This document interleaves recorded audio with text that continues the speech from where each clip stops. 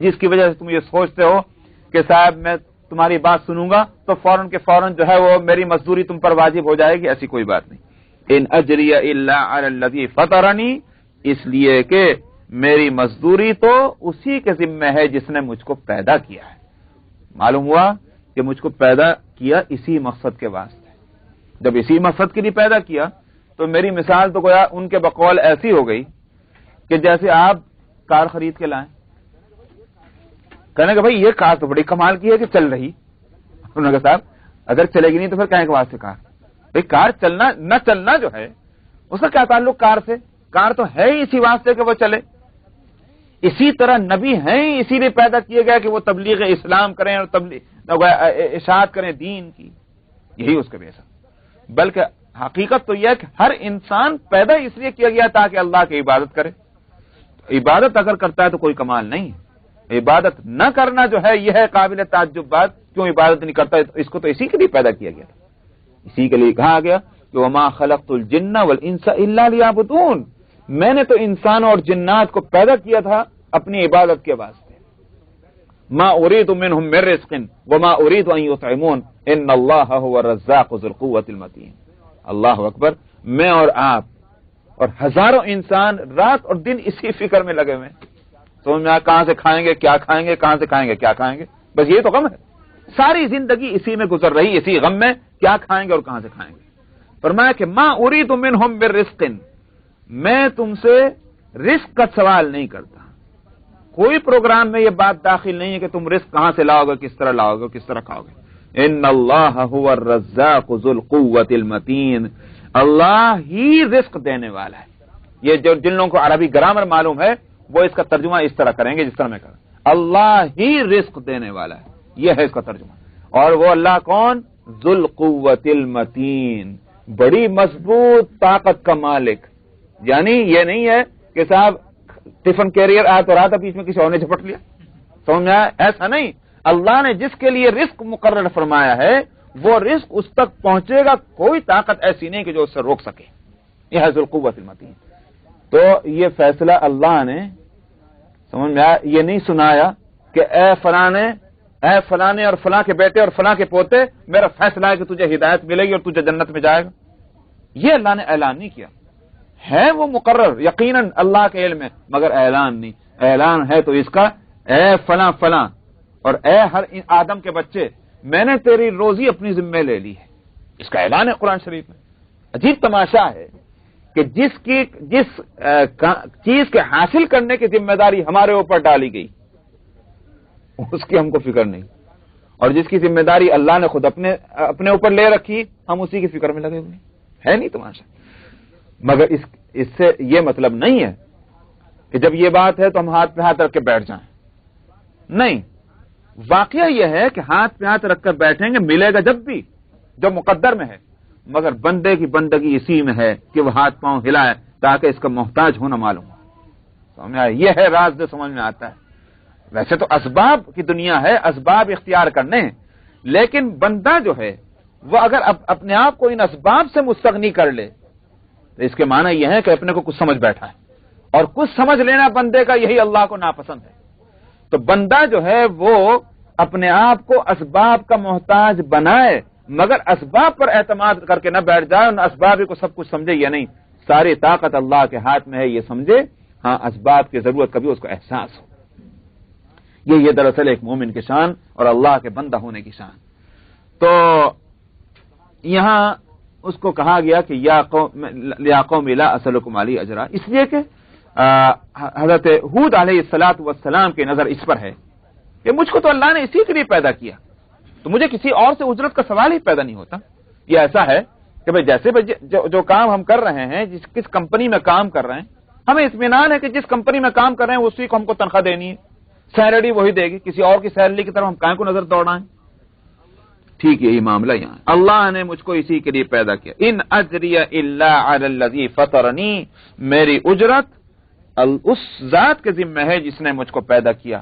افلا تعقلون، کیا تمہیں اتنی سمجھ نہیں ہے؟ یہ بات اسی لیے کہی ہے کہ مجھ کو پیدا کیا اس کام کے لیے، تم کو پیدا کیا میری بات کو ماننے کے واسطے. تو جیسے میں اگر یہ کام نہیں کروں گا تو اپنی بعثت اور اپنی پیدائش کے مقصد کو میں فوت کروں گا. یاد رکھو تم اگر میری بات نہیں مان رہے ہو، تم کو جس مقصد کے لیے اللہ نے دنیا میں بھیجا وہ مقصد تم فوت کر رہے ہو. افلا تعقلون سے اس طرف اشارہ ہے.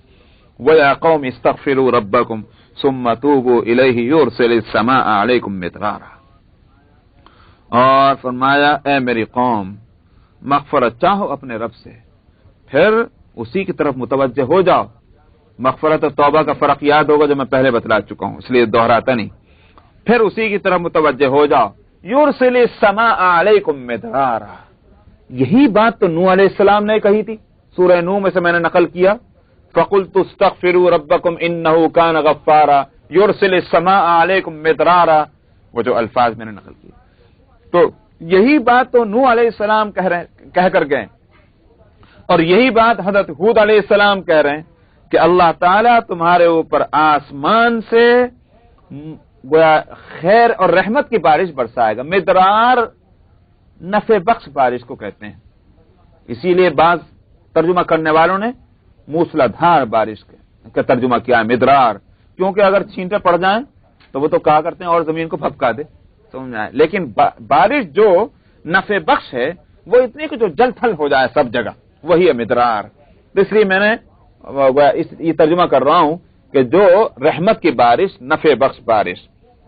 وَيَزِدْكُمْ قُوَّةً إِلَىٰ قُوَّتِكُمْ، اور فرمایا کہ تمہاری قوت کے اندر مزید قوت سے اضافہ فرما دے گا.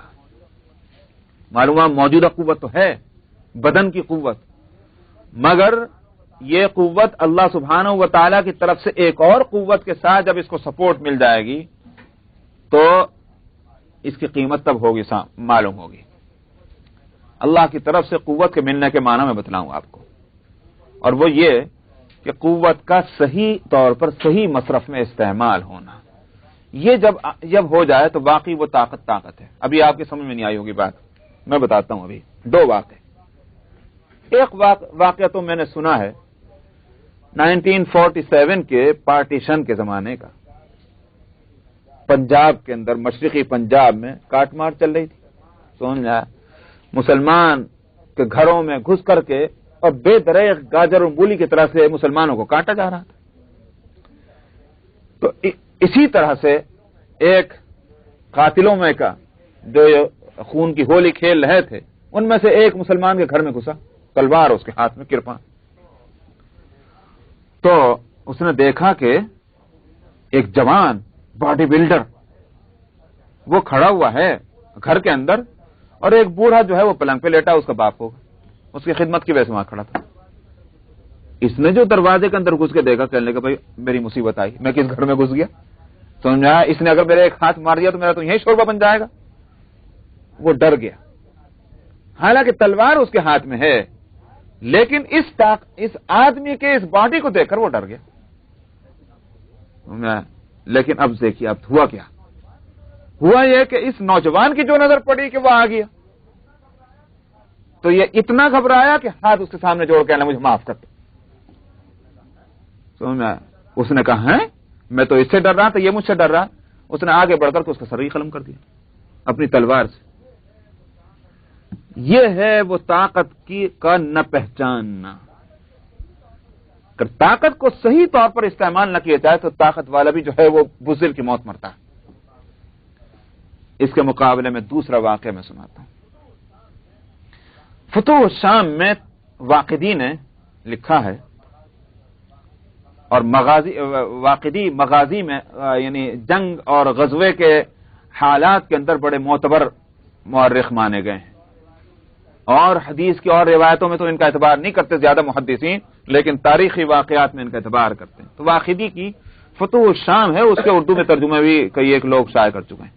اس میں واقعہ ہے زرار ابن ازور رضی اللہ عنہ کے حالات اس میں بیان کیے گئے کہ ان کا معاملہ یہ ہوتا تھا کہ بہت کم جنگ کے اندر جنگی لباس پہنتے تھے، بہت کم، کبھی کبھی پہن لیتے تھے. حضرت جنگی لباس اس زمانے کا زرہ ہوتی تھی. زرہ جو ہے وہ ایک لوہے کی جالی بڑی باریک کڑیوں کی تیار کی ہوئی، وہ اس طرح سے گویا بدن پر اس کی کوٹ کے طور پر پہنتے تھے تاکہ اس پر اور یہ کہ ہتھیار اثر نہ کر سکے، یہ زرہ وغیرہ۔ بعض بڑے بڑے بہادر جو ہوتے تھے، اب لوہے کا لباس بھی تو پہن کے چلنا بہت مشکل بات ہے، بھئی اپنے ہی بدن نہیں سنبھلتا تو لوہے کا وزنی لباس کون سنبھالے، طاقت کی ضرورت ہے اس کے لیے۔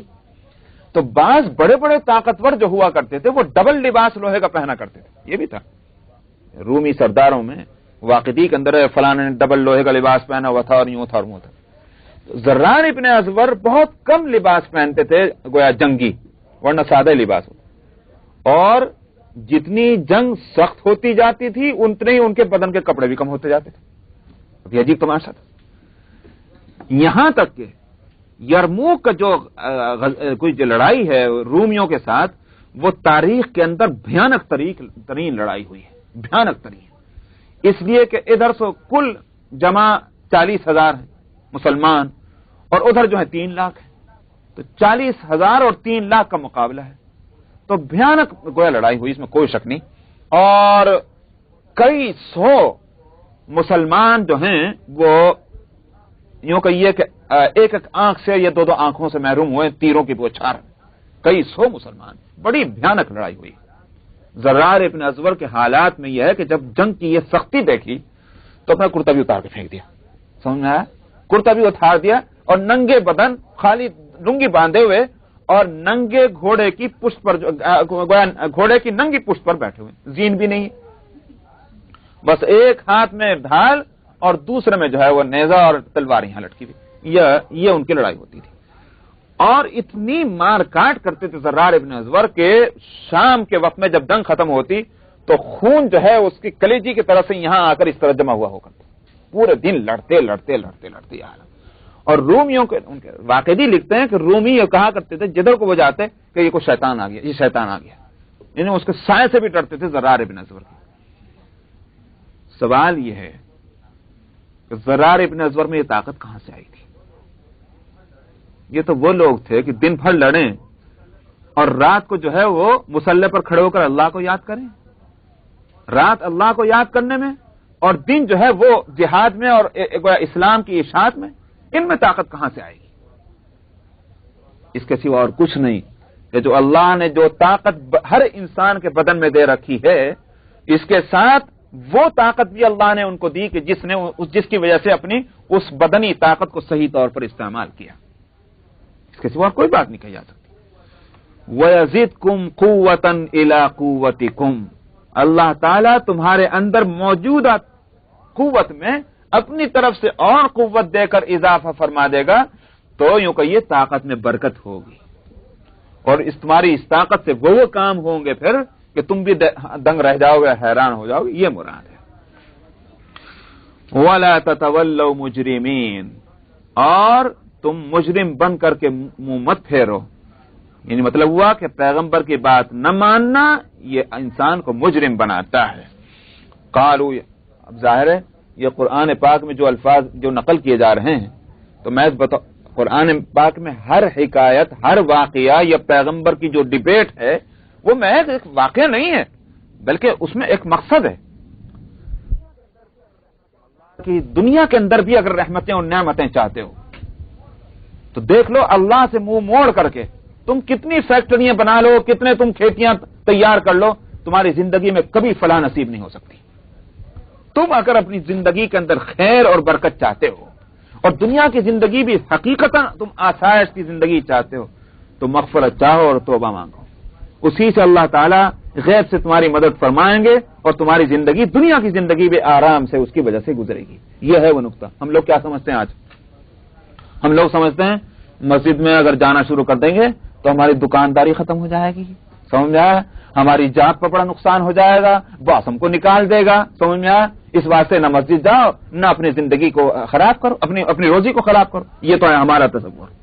قرآن دراصل ہمارے اسی تصور کی اصلاح کے واسطے پیغمبر کے ان الفاظ کو نقل کرتا ہے، حضرت نوح علیہ السلام کے الفاظ سے اور اسی طرح سے حضرت ہود علیہ السلام کی تقریر کے اندر ہم کو بتانا مقصود ہے کہ اصل چیز اللہ کو راضی کرنا ہے۔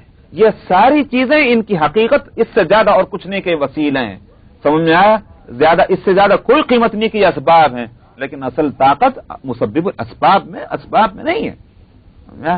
آپ دیکھتے ہیں بھائی آگ کا کام جلانے کا ہے، بالکل صحیح. کوئی بھی چیز آگ کے پاس جائے جل جلا دے گی بچو بالکل صحیح ہے، اس لیے کام آگ جلاتی. مگر کیا تاریخ میں یہ واقعہ محفوظ نہیں ہے کہ جب اسی آگ کو جو جلاتی ہے اور جو جلانے ہی کے لیے سلگائی گئی تھی، لیکن اسی آگ کو حضرت ابراہیم علیہ الصلوۃ والسلام کے لیے کیا کیا گیا؟ جلایا اس نے. وہ آگ اس طرح دہکائی گئی تھی کہ خود جلانے والے اس سے ڈرنے لگے، اور جس کے لیے جلائی گئی اس میں کیسے پھینکیں گے، اس کو کس طرح ڈالیں گے، تو وہی ان کے لیے ایک مسئلہ بن گیا. حضرت ابراہیم علیہ الصلوۃ والسلام کو کیسے ڈالیں اس آگ میں؟ جو ڈالنے جائے گا وہ خود جلے گا. معلوم ہوا کہ آگ کوئی انوکھی قسم کی آگ نہیں تھی، یہی عام آگ تھی، اور اس طرح دہکائی گئی تھی کہ قریب بھی جائے تو اسی کو اپنی لپیٹ میں لے لے. مگر جب اس آگ میں ہزار تدبیروں سے حضرت ابراہیم علیہ السلام کو ڈال دیا گیا، پھر کیا ہوا؟ قلنا یا نار کونی بردن وسلاما علی ابراہیم. ہم نے کہہ دیا اے آگ تو ٹھنڈی ہو جا اور سلامتی والی ہو جا ابراہیم پر. کیسی ہو گئی وہ؟ فَأَرَادُوا بِهِ كَيْدًا فَجَعَلْنَاهُمُ الْأَسْفَلِينَ. انہوں نے ایک چال چلی تھی، ہم نے انہیں نیچے دکھا دیا. آگ تو جلاتی ہے، مگر اس وقت یہ کیا ہوا؟ کس کی طاقت سامنے آئی؟ ظاہر ہے کہ مسبب الاسباب کی، ورنہ اسباب تو سارے مہیا تھے جلانے کے. تو اسباب کے اندر کوئی طاقت نہیں. اللہ تعالیٰ مزاج بدل دیں کسی چیز کا، ظاہر ہے کہ ان کے لیے بالکل ممکن ہے. یہ بھائی ناک سونگتی ہے، لیکن آپ رات دن دیکھتے ہیں نزلہ ہو جاتا ہے پھر نہیں سونگتی. یہ کیا ہوا؟ ناک تو موجود ہے کہ ناک کہاں چلی گئی، لیکن کیوں نہیں سونگ رہی؟ مزاج بدل گیا اس کا. سمجھ میں آیا؟ اسی طرح سے آنکھ ہے، مگر آنکھ کی بینائی چلی گئی. کیوں چلی گئی؟ کیا ہوا؟ یہ اس کا مزاج بدل گیا، بگڑ گیا ہے. تو اللہ تعالی نے ہر چیز کا ایک مزاج رکھا ہے، وہ جب چاہیں اس کے مزاج کو بدل بھی دیں اور بگاڑ بھی دیں. یہ بھی اللہ تعالیٰ کر سکتے ہیں. تو ٹھیک اسی طرح سے اب آپ دیکھیں کہ آگ اگر جلانے کا کام کرتی ہے تو وہ جلا نہ سکی، بلکہ اور امن اور گویاوں کا یہ کہ چین اور سکون کا ذریعہ بنی. پانی کیا کام کرتا ہے؟ پانی تو لگی ہوئی آگ کو بھی بجھا دیتا ہے. اسی لیے کہا کرتے ہیں کہ آگ اور پانی جمع نہیں ہوتے. کیوں جمع نہیں ہوتے؟ اس واسطے کہ پانی جو ہے وہ آگ کو بجھا دے گی، جمع ہونے کا سوال ہی پیدا نہیں ہوتا. تو آگ غالب نہیں آتی پانی پر، بلکہ پانی ہی آگ پر غالب آ کر اس کو وجود ختم کر دیتی ہے. مگر دیکھیے جب مزاج بدلنے کی بات میں بتا رہا ہوں، فرمایا کہ وَإِذَا الْبِحَارُ سُجِّرَتْ، جب سمندروں میں آگ لگ جائے گی. یہ کیا ہوا؟ پانی تو خود آگ بجھاتی ہے، لیکن یہاں پانی جو ہے وہ آگ بن جائے گا، اور اس میں گویا سمندروں میں آگ لگی ہوئی ہوگی. قیامت جب برپا ہوگی تو سمندروں میں آگ لگے گی. یہ ہے مزاج کے بدل جانے کی بات. تو میں نے کہا کہ اسباب کو ہمیں اسباب کے درجے میں رکھنا چاہیے، نہ یہ کہ مسبب الاسباب کا درجہ ان کو دے دیں. یہی اللہ سبحانہ و تعالیٰ کی منشا ہے، اور یہی بات ہم کو سمجھانا چاہتے ہیں جگہ جگہ. تو اس لیے یہاں کہا تھا کہ یہاں وَلَا تَتَوَلُّوا مُجْرِمِينَ پہ میں کہہ رہا تھا کہ یہ بات جو نقل کی گئی وہ اس واسطے کہ ہم کو بتانا ہے نبی کی بات نہ ماننا انسان کو مجرم بناتا ہے. اور اگر نبی نہ ہو لیکن نبی کی بات سنانے والے ہوں تو پھر ظاہر ہے کہ جو ان کی نہیں مانے گا تو وہ بھی اپنے آپ کو مجرم بنائے گا. یہ ہے وہ بات جس کو سمجھانا تھا وَلَا تَتَوَلُّوا مُجْرِمِينَ سے. قالوا يا هود ما جئتنا ببينة وما نحن بتارك آلهتنا عن قولك وما نحن لك بمؤمنين. انہوں نے کیا جواب دیا؟ وہ کہنے لگے اے ہود تو ہمارے پاس کوئی دلیل تو لایا ہی نہیں. اس لیے میں پہلے ہی کہہ چکا تھا کہ اللہ نے کوئی دلیل یہاں نہیں دی تھی. وہ کہنے کوئی دلیل تو لایا ہی نہیں تو. اور ویسے ہم وما نحن بتارکی آلہتنا عن قولک، ہم محض تیرے کہنے کی وجہ سے اپنے ان معبودوں کو چھوڑنے والے نہیں. جو آپ نے فرما دیا لئے ہم سینکڑوں سال سے باپ دادا کے سے چلے آئے ہوئے اس ریت کو ہم چھوڑ دیں تیرے کہنے کی وجہ سے، یہ نہیں ہو سکتا. کوئی دلیل ایسی ہو کہ جو ہم کو مجبور کر دے کہ صاحب ہمارا یہ راستہ غلط ہے اور جو راستہ تو بتا رہا ہے وہی صحیح ہے، ایسی کوئی دلیل تو نہیں لایا. وما نحن لک بمؤمنین، اور ہم تیری بات پر یقین کرنے والے نہیں ہیں. ان نقول الا تراک بعض آلہتنا بسوء، ہم تو بس یوں ہی کہتے ہیں. ان نقول، ہم تو بس یہی کہتے ہیں کہ تجھے ہمارے معبودین نے ہمارے معبودوں میں سے کچھ نے تجھے جو ہے بری مار دے دی، تیرے اوپر پھٹکار پڑ گئی ہمارے معبودین کی، تو اس واسطے بہکی بہکی باتیں کر رہا ہے، کہاں کہ آخرت اور کہاں جنت اور کہاں جہنم، یہ تو بہکی باتیں کر رہا ہے، اور ہر جگہ سے بجائے اس کے کہ تیری تعریف کی جائے اور تجھے ہاتھوں ہاتھ دیا جائے، ہر ایک جو ہے تیرے سے بھاگتا ہے، دراصل تیرے پر پھٹکار ہے ہمارے معبودین کی۔ الا تراک بعض آلہتنا بسوء، ہم کہتے ہیں کہ تیرے اوپر مار ہے ہمارے معبودین میں سے بعد کی بری مار۔ قال انی اشہد اللہ، انہوں نے حضرت ہود علیہ السلام نے فرمایا کہ میں گواہ بناتا ہوں اللہ کو، اور تم بھی گواہ رہو کہ میں بری ہوں ان باتوں سے جن کو تم شریک کرتے ہو اللہ کے ساتھ۔ من دونہ فکیدونی جمیعا ثم لا تنظرون، اس کے علاوہ اللہ کو چھوڑ کر تم میرے لیے سب مل کر کے چال چل لو، خوب تدبیریں اکٹھی کر لو مجھے نقصان پہنچانے کی، یعنی مطلب یہ تم نے جو کہا کہ میرے اوپر پھٹکار پڑی ہے تو بھائی تم بھی اور مل جاؤ، اپنے بتوں کو ملا لو، تم بھی مل جاؤ، تم بھی میرے لیے کچھ اور تدبیر کر ڈالو، ثم لا تنظرون، اور مجھے ذرا مہلت مت دینا میرے نقصان پہنچانے میں، میرا کچھ نہیں بگاڑ سکو گے، میرا بال بھی بیکا نہ کر سکو گے۔ کیوں؟ انی توکلت علی اللہ، میں اللہ پر بھروسہ کرتا ہوں جو میرا بھی رب ہے اور تمہارا بھی رب ہے۔ اور فرمایا کہ ما من دابۃ الا هو آخذ بناصیتها، زمین میں کوئی جاندار ایسا نہیں ہے کہ جس کی پیشانی اللہ نے پکڑی بھی نہ ہو۔ یہ ایک محاورہ ہے، اردو کا محاورہ ہے۔ جب آپ کہتے ہیں ارے اس کا سر تو میرے قبضے میں آئے، کیا مطلب ہے؟ پورا ہی قبضے میں ہے، سر قبضے میں آ گیا تو باڈی پورے قبضے میں آ گئی، تو اللہ ان کی پیشانی سے ان کو پکڑے ہوئے ہیں، مطلب یہ کہ اللہ کے کنٹرول اور قبضے سے کوئی چیز باہر نہیں۔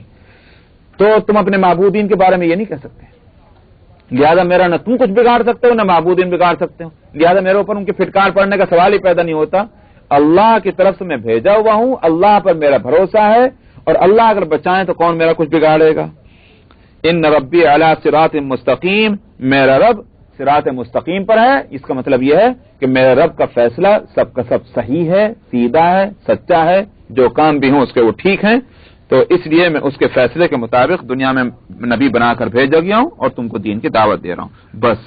وآخر دعوانا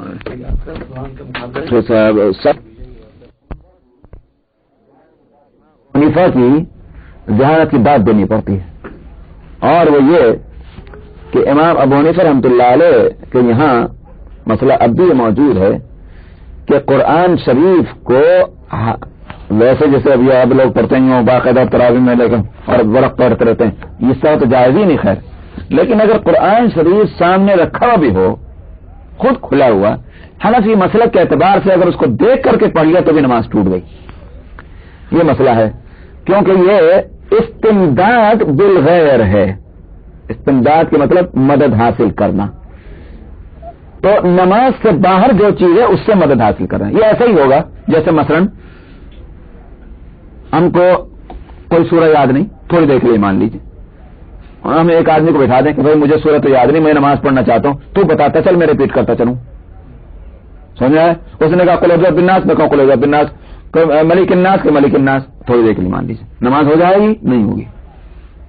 یا اور لاتا ہوں مسئلہ، اور مسئلہ یہ ہے کہ اگر امام صاحب نماز پڑھ رہے اور ان کی نماز میں قرآن شریف کے اندر غلطی ہوئی، جو پیچھے نماز پڑھ رہے ہیں ان کو پتہ نہیں، ایک صاحب باہر پھر رہے تھے جو نماز میں بھی شریک نہیں ہوئے، انہوں نے باہر سے بتایا، جس کو کہتے ہیں نا وہ ہمارے یہاں لقمت ہے نا، یہ غلطی بتانا، انہوں نے غلطی بتائی، امام نے اس کو لے لیا، صحیح بتایا اس نے، امام غلطی کر رہا تھا لیکن جو نماز کے اندر نہیں اس کے بتانے سے لے لیا، نماز ٹوٹ گئی۔ کیوں؟ اس لیے کہ یہ استمداد بالغیر ہے، باہر سے مدد لینا ہے، اور اس سے نماز ٹوٹ جاتی ہے، یہ حنفیہ کا مسلک ہے۔ سوال سے کہ ہاں یہ نہیں ہے، مثلا دیکھیے اگر سامنے کوئی چیز ہے تو اگر اس کو دیکھ کر پڑھ لیا تو نماز نہیں ٹوٹے گی، تو یہ تو مسئلہ خیر ہے فقہ۔ والد صاحب ایک بات کہتے بڑی اچھی، کہتے ہیں کہ دیکھیے اس کا اثر یہ ہوا کہ ان ممالک میں کہ جہاں حنفی مسلک ہے وہاں حافظوں کی کثرت بہت ہے، اور عرب ملکوں میں کہ جہاں حنفی مسلک کم اور شافعی مسلک زیادہ ہے وہاں حافظوں کی کثرت، کمی ہو گئی. سمجھا؟ یہ ہے اللہ کا نظام کہ تم ضرورت مند نہیں ہو، ضرورت نہیں ہے تو چھوڑو. تم جس چیز کو اپنے آپ کو تم ضرورت مند بناؤ گے اللہ اس کو آسان کر دے گا. آج آپ کو پتا ہے جب اس کمی کا احساس اب عرب ملکوں کو ہوا، ارے تو پورا ملک صاف ہو گیا کہ ایک بھی حافظ نظر نہیں آتا، اور ہندوستان اور پاکستان کے گاؤں کے بچے جو ہے وہ حافظ ملتے ہیں. کیا تماشا ہے؟ آج ان کو ملینز آف ڈالر خرچ کرنے پڑ رہے ہیں حافظ بنانے کے واسطے. آپ کو پتا ہے سعودی عرب میں جا کر دیکھیے، جو عرب امارات ہیں ان میں جا کر دیکھیے، ملینز آف ڈالر حکومت کی طرف سے اس پر خرچ ہو رہے ہیں کہ حافظ بنے.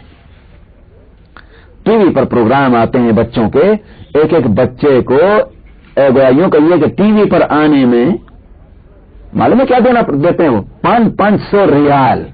ٹی وی پر آئیے اور وہاں شو کیجئے اپنے حفظ کا اور 500 ریال لیجئے. اس طرح سے لالچ دے کر کے ان کو حافظ بنایا جا رہا ہے. بِهِ إِلَيْكُمْ وَيَسْتَخْلِفُ رَبِّي قَوْمًا غَيْرَكُمْ وَلَا تَضُرُّونَهُ شَيْئًا إِنَّ رَبِّي عَلَى كُلِّ شَيْءٍ حَفِيظٌ. وَلَمَّا جَاءَ أَمْرُنَا نَجَّيْنَا هُودًا وَالَّذِينَ آمَنُوا مَعَهُ بِرَحْمَةٍ مِنَّا وَنَجَّيْنَاهُمْ مِنْ عَذَابٍ غَلِيظٍ. وَتِلْكَ عَادٌ جَحَدُوا بِآيَاتِ رَبِّهِمْ وَعَصَوْا رُسُلَهُ وَاتَّبَعُوا أَمْرَ كُلِّ جَبَّارٍ عَنِيدٍ. وَأُتْبِعُوا فِي هَذِهِ الدُّنْيَا لَعْنَةً وَيَوْمَ الْقِيَامَةِ أَلَا إِنَّ عَادًا كَفَرُوا رَبَّهُمْ أَلَا بُعْدًا لِعَادٍ قَوْمِ هُودٍ. وَإِلَى ثَمُودَ أَخَاهُمْ صَالِحًا قَالَ يَا قَوْمِ اعْبُدُوا اللَّهَ مَا لَكُمْ مِنْ إِلَٰهٍ غَيْرُهُ هُوَ أَنشَأَكُم مِّنَ الْأَرْضِ وَاسْتَعْمَرَكُمْ فِيهَا فَاسْتَغْفِرُوهُ ثُمَّ تُوبُوا إِلَيْهِ إِنَّ رَبِّي قَرِيبٌ مُّجِيبٌ. قالوا يا صالح قد كنت فينا مرجوا قبل هذا أتنهانا أن نعبد ما يعبد آباؤنا وإننا لفي شك مما تدعونا إليه مريب. قال يا قوم أرأيتم إن كنت على بينة من ربي وآتاني منه رحمة فمن ينصرني من الله إن عصيته فما تزيدونني غير تخسير. صدق الله العظيم.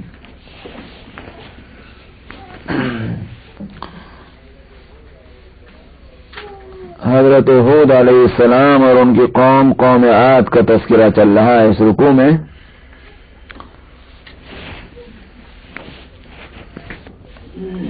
یہاں سے فرماتے ہیں آیت نمبر 57 سے کہ حضرت ہود علیہ السلام نے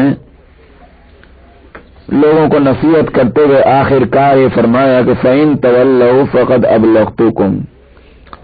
اگر تم نے پیٹھ پھیر لی اور میری بات نہیں مانی اور نہیں سنی تو اس میں میرا کوئی نقصان نہیں. جہاں تک میرے کرنے کا کام تھا وہ میں نے کر لیا ہے.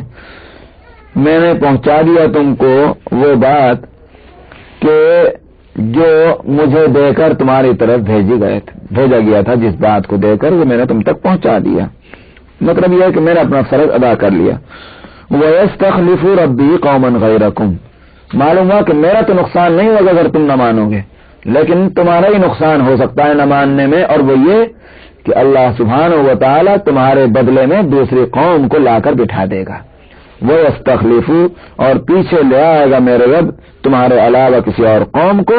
وَلَا تَضُرُّونَهُ شَيْئًا، اور تم اس کو کچھ بھی نقصان نہ پہنچا سکو گے. ریپلیس کرنے میں تم اللہ کو نہیں روک سکتے کہ صاحب ہم نہیں نکلتے اس گھر سے، اور نکالنے والے کو آپ لاٹھی پتھر سے مارنا پیٹنا شروع کر دیں. ظاہر ہے کہ اللہ کا معاملہ، اللہ ریپلیس کرنا چاہیں تمہیں تمہارے دوسری قوم کے ذریعے سے تو ایسا ہو سکتا ہے، اور تم نقصان نہیں پہنچا سکتے. ان ربی علی کل شیء حفیظ، اللہ تعالی ہر چیز پر نگراں ہے. تو اس کو اگر دین کا کام اپنا لینا ہے اور دین کو محفوظ کرنا ہے اور اس کا فیصلہ ہے، تم نہیں کرو گے دوسروں کو لا کر بٹھائے گا، اسے تم روک نہیں سکتے. یہ بات سنائی گئی ہمیں، سمجھ میں آیا کہ ہم جو یہ سوچتے رہیں کہ ہمارے لیے ساتوں خون معاف ہے، ہم جو چاہے سو کرتے رہیں، یہ نہیں. اسلام کو قیامت تک کے لیے محفوظ رہنا ہے. ہم اگر اسلام کی حفاظت کا کام ہم کریں گے تو یہ ہماری سعادت، ہماری بقا. اسلام باقی رہنے والی چیز ہے، ہم اسلام سے جڑیں گے تو ہم بھی باقی رہیں گے. لیکن اگر ہم نے اسلام سے رشتہ توڑ لیا اور اسلام کو ہماری ذات سے فائدے کے بجائے نقصان پہنچنے لگ جائے، جیسا کہ آج کل ہو رہا ہے، اگر یہ صورت مسلسل چلتی رہے تو اللہ سبحانہ و تعالیٰ کے لیے کوئی مشکل نہیں کہ وہ ہم لوگ کے جو مسلمان ابن مسلمان ہیں، اللہ ان کو ہٹا کر کے ان کافر کے بچوں کو مسلمان بنا کر اللہ تعالیٰ اسلام کا کام لے لے. اللہ کے لیے کوئی مشکل بات نہیں. ہندوستان کی اور دوسرے ملکوں کی مثالیں آپ کے سامنے ہیں. عرب ملکوں سے اسلام چلا، دوسرے ملکوں میں پہنچا، ان ملکوں نے اسلام کی وہ خدمت کی کہ عرب بھی دنگ رہ گئے. واقعہ یہ ہے. چنانچہ ابھی بھی ایک عالم موجود ہیں، سیریا کے رہنے والے، سعودی عربیہ میں ہیں. ان کا نام ہے شیخ عبد الفتاح ابو غدہ. میں نے ان کو دعوت بھی دی اپنے تحفظ ختم نبوت کی کانفرنس کے لیے. اب تو بہت بوڑھے ہو گئے ہوں گے وہ. میں نے ان کو میرا خیال یہ ہے کہ اپنے پڑھنے کے زمانے میں کوئی آج سے 30 سال پہلے دیوبند میں ان کو دیکھا تھا، وہ آئے تھے وہاں. وہ بہت متاثر ہوا تھا ان کی قابلیت سے. تو سیریا سے رہے، ان کی زبان عربی. انہوں نے کوئی کتاب ہمارے بزرگوں کی کہیں عربی میں دیکھی تو اسی سے متاثر ہو کر وہ ہندوستان بھی آئے تھے اور دیوبند بھی آئے. ان کو معلوم ہوا کہ اردو کے اندر تو بے شمار کتابیں موجود ہیں بزرگوں کی. اس پر انہوں نے، مجھے یاد ہے کہ وہاں ہمارے مدرسے کے بڑوں سے کہا تھا کہ یہ آپ عالم اسلام پر آپ کا بہت بڑا ظلم ہے، اس واسطے کہ آپ نے اپنے بزرگوں کی کتابوں کو اردو کے اندر ہی رکھا ہوا ہے، ان کو عربی میں منتقل کرائیے تاکہ دنیا کے لوگ اس سے فائدہ اٹھائیں. عرب جو ہے، پورے عالم عرب اس سے بے خبر ہے ان علوم سے جو آپ کے بزرگوں نے کتابوں کے اندر جو محفوظ کیے ہوئے ہیں. تو عرب کے لوگ، واقعہ یہ ہے کہ ان کے سامنے یہ اپنے بزرگوں کی، ہندوستانی اور پاکستانی بزرگوں کی جب علوم آتا ہے تو حیران ہوتے ہیں کہ اچھا کہ صاحب یہ بھی علوم ہیں جو جن کو قرآن اور حدیث کے. میں نے کہا کہ یہ کون تھے، کس سرزمین کے رہنے والے، ان کے آباء و اجداد کون تھے. اسلام سے ہماری ذات سے، اسلام کو ہماری ذات سے کوئی فائدہ پہنچے. ایک نقطہ یہ خوب دماغ میں بٹھا لیجیے، یہ ایک نقطہ نظر ہونا چاہیے. میری ذات سے اسلام کو کیا فائدہ پہنچ رہا ہے، یہ اگر ہماری تھیم ہی بن جائے تو ہمارے زندگی کا انداز دوسرا ہوگا. پھر ہم یہ نہیں دیکھیں کیا لے اور کیا دے، کیا پکڑے اور کیا چھوڑے. پھر ہماری زندگی کا انداز وہ ہوگا، یہ چھوڑوں گا تو یہ نقصان ہوگا اسلام کو، یہ چھوڑوں گا تو یہ نقصان ہوگا اسلام کو. ایک بات ہے. تو فرمایا کہ وَيَسْتَخْلِفُ رَبِّي قَوْمًا غَيْرَكُمْ، اور میرا رب تمہارے علاوہ دوسری قوم کو تمہارے پیچھے لے آئے گا. وَلَا تَضُرُّونَهُ شَيْئًا، اور تم اس کو ذرا بھی نقصان نہ پہنچاؤ گے. إِنَّ رَبِّي عَلَى كُلِّ شَيْءٍ حَفِيظٌ، بلا شبہ میرا رب ہر چیز کا نگراں ہے. وَلَمَّا جَاءَ أَمْرُنَا نَجَّيْنَا هُودًا وَالَّذِينَ آمَنُوا مَعَهُ بِرَحْمَةٍ مِنَّا. لیکن نہ ماننے والے نہ مان سکے، دماغوں پر پردے اٹھ نہ سکے، اور انہوں نے اپنے باوجود اتنی فہمائش اور سمجھانے کے اسی غلط راستے کوئی اپنائے رکھا، وہ اسی پر قائم رہے، تو پھر اللہ تعالیٰ نے بھی فرماتے ہیں فیصلہ کر دیا ان کا. وَلَمَّا جَاءَ أَمْرُنَا، ہمارا حکم پہنچ گیا. حکم کیا؟ عذاب کا. عذاب کا حکم پہنچا قوم عاد کے لیے. فرماتے ہیں کہ نجینا ہودًا والذین آمنوا معه برحمۃ منا، ہم نے بچا لیا ہود کو اور جو اس کے ساتھ ایمان والے تھے ان کو بھی. وَنَجَّيْنَاهُمْ مِنْ عَذَابٍ غَلِيظٍ، دنیا میں بھی بچایا دنیا کے عذاب سے، اور جو سخت عذاب ہے آخرت کا ہم نے اس سے بھی ان کو بچا لیا. دو جگہ کے عذاب سے. کیا صورت ہوئی؟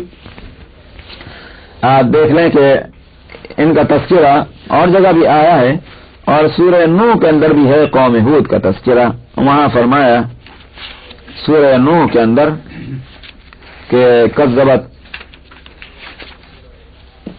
نہیں کوئی سورہ نوح میں نہیں، سورہ اس میں حاقہ میں، اس سے پہلی سورہ جو ہے سورہ حاقہ.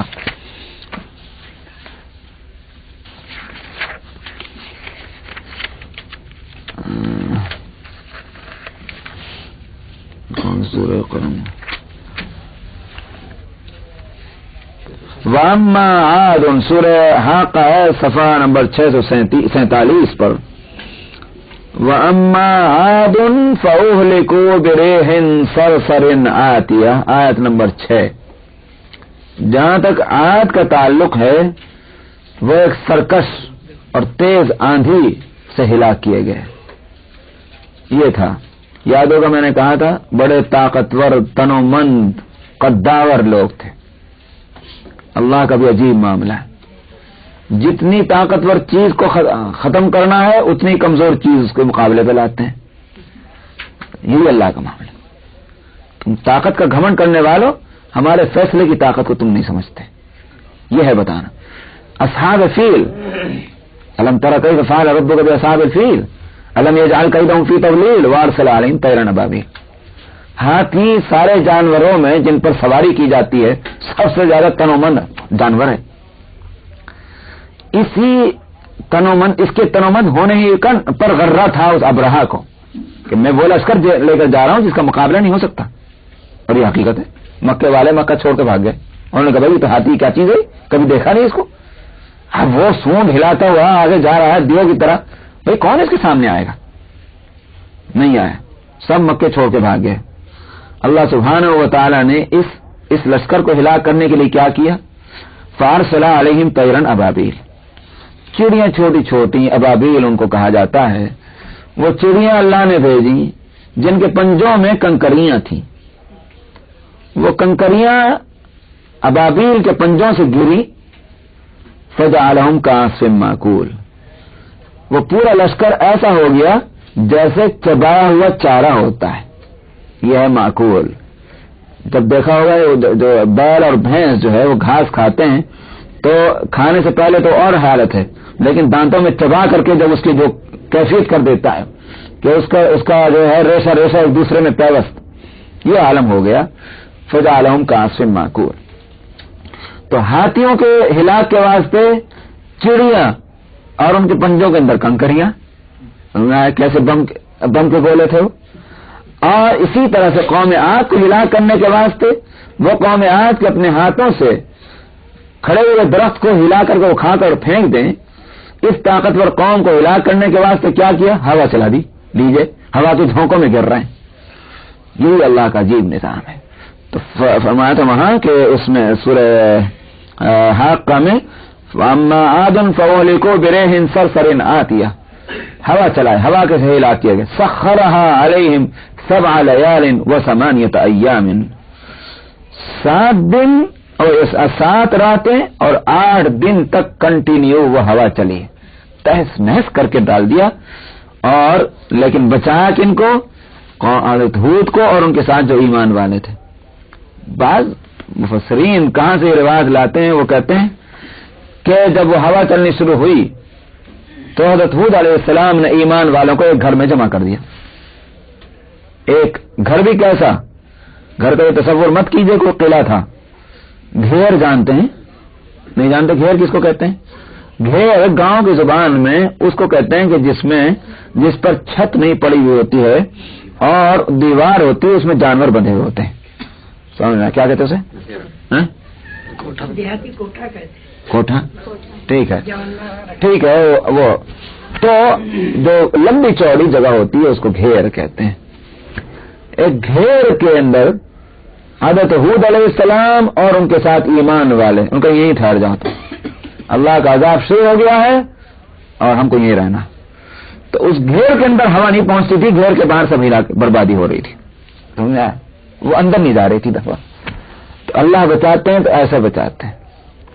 जिसने फरमाया कि वलम्मा जाअ अमरुना, जब हमारा हुक्म पहुंच गया तो हमने बचाया हूद को और उनके साथ जो ईमान वाले थे उनको अपनी मेहरबानी से, और वनज्जयनाहुम मिन अज़ाबिन गलीज़, और दुनिया के अजाब से ही बचाया और आखिरत के अजाब से भी जो सख्त अजाब है उससे बचाया। फरमाया ये है आद, इनकार किया इन्होंने अपने रब की आयतों का, वासौ रसूलहू, और उसके रसूलों की नाफरमानी की, वत्तबाउ अमरा कुल्ली जब्बारिन अनीद, हर सर्कस लीडर के पीछे लग गए, लीडरों की बात मानी, पैगंबर की बात न मानी, यही तो हुआ। तो हालांकि असल ये है कि जब बात समझ में आ गई तो अब उस रास्ते को मान लो, छोड़ दो कि तुम्हारे बिरादरी के बड़े चौधरी क्या कह रहे हैं। तो ये बात जो है बड़ी मुश्किल है कि जो बिरादरी के लीडर हैं, कौम के लीडर हैं, उनसे आजाद हो करके इंसान, जो मेहनत मजदूरी करने वाले लोग हैं, वो अपने दिमाग से फैसला करके कोई रास्ता अपना ले, है बड़ा मुश्किल काम। यहाँ अल्लाह ताला उसी को फरमा रहे हैं कि इन्होंने क्या हरकत की, इन्होंने ये की कि बात समझ में आती थी इनको पैगंबर की, मगर पैगंबर की बात क्यों नहीं मानते कि लीडर नाराज न हो जाए। इन्होंने सर्कस लीडरों की पैरवी की और पैगंबर की बात न मानी। वउतबिउ फी हाज़िहि दुनिया लानतम व यौमल क़ियामा, सो फिर इन पर मार पड़ी लानत की इस दुनिया के अंदर भी और क़यामत के दिन पर भी, क़यामत के दिन भी। अला इन्न आदन कफरू रब्बहुम, सुन लो ये आद हैं जिन्होंने अपने रब का कुफ्र किया, और खूब याद रखो दूर कर दिए गए कौम ये आद जो कौम हूद थी, यानी हमारी रहमतों से दूर फेंक दिए गए। मेरे ख्याल से ये भी बच गया और यहीं तक रखिए बस। आखिर दावाना दुनिया की हो, किसी के वास्ते हिदायत का फैसला कर दें, कोई रोक नहीं सकता। अल्लाह ताला किसी के लिए रोजी और औलाद का फैसला कर दें, कोई रोक नहीं सकता। और अल्लाह ताला किसी को बेऔलादा होने का फैसला कर दें और रोजगार में और उसके रिस्क के अंदर कमी करने का फैसला कर दें, कोई उस दरवाजे को खोलने वाला नहीं है। ये तन्हा अल्लाह को कुदरत है, उसके अलावा जब फरिश्तों को कुदरत नहीं और फिर किसको हो सकती है। इसलिए कि फरिश्ते ही मलाए आला के हैं और कायनात की तदबीर और इंतजाम करने की जिम्मेदारी अल्लाह ताला ने फरिश्तों के सपुर्द कर रखी है। मगर ये जिम्मेदारी सपुर्द करने के ये माना नहीं है कि अल्लाह इनका मोहताज है। अल्लाह ने किसी मसलहत से उनको ये काम सपुर्द किया, अल्लाह इनकी मदद का मोहताज नहीं। ये है वो मजमून जो गुज़िश्ता 2 आयतों में आया। इसके बाद फरमाते हैं कि या अय्युहन्नास उज़्कुरू निअमतल्लाहि अलैकुम, ऐ लोगो अल्लाह की मेहरबानियों को जरा याद करो। क्या है वो? हल मिन खालिकिन गैरुल्लाहि यर्ज़ुकुकुम मिनस समाई वल अर्द, क्या कोई पैदा करने वाला अल्लाह के अलावा है कोई जो तुमको रिस्क देता हो आसमानों में और जमीन में? 2 चीजें हैं, एक है वजूद का मिलना और एक है वजूद को बरकरार रखना, वजूद को बाकी रखना। 2 काम बिल्कुल अलग अलग है। जाहिर बात है कि यह तो तुम यूं कहो कि नेमत जो है वजूद है, जिंदगी, अगर इसको नेमत मानते हो तो ये नेमत किसकी तरफ से आई? जाहिर है कि अल्लाह की तरफ से। ये तो वो भी मानते हैं कि जो इस कुरान के मुखातबीन हैं मुशरिकीन और कुफ्फार, वो भी मानते हैं कि खालिक अल्लाह है। अच्छा साहब, दूसरी नेमत क्या है कि दिए हुए वजूद को बाकी रखना। ये किसके हाथ में? उन्होंने कहा अल्लाह के हाथ में, इसलिए कि दिया हुआ वजूद बाकी रहता है बज़ाहिर असबाब, रोजी के जरिए से। खाना न मिले तो मर जाएगा, पीना न मिले तो मर जाएगा, भूखे और प्यासे। तो लोग समझते हैं कि भाई खाने से जीता है, पीने से जीता। अगर ये बात है तो खाना किसने दिया, पीना किसने दिया? तो फिर जाहिर है इसका जवाब ये कि अल्लाह ने दिया। तो मालूम हुआ कि वजूद अल्लाह ने दिया, वजूद के संभालने का सामान अल्लाह ने दिया, तो ये सजदे किसी और को हो? वजूद अल्लाह का दिया, वजूद के बरकरारी का सामान अल्लाह का दिया, और जाकर तुम माथा टेको किसी और के दरबार में, ये कैसे होगा?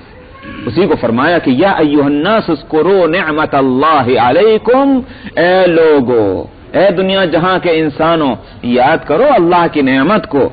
کیا کوئی پیدا کرنے والا اللہ کے علاوہ ایسا ہے جو تم کو رزق دیتا ہو آسمان سے اور زمین سے؟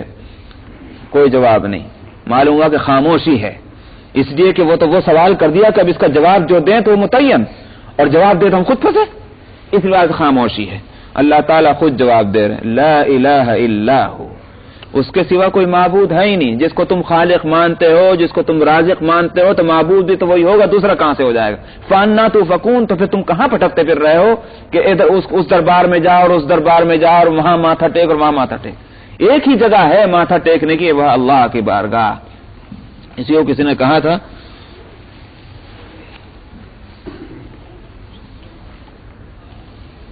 جو ہر در پہ جھک جائے سر اسے سر نہیں کہتے. جو ہر در پہ جھک جائے سر اسے سر نہیں کہتے. اور کیا ہے؟ اس در پہ نہ جھک جائے سر اسے سر نہیں کہتے. نہیں جس در پہ نہ جھک جائے سر اسے در نہیں کہتے، اور جو ہر در پہ جھک جائے سر اسے سر نہیں کہتے.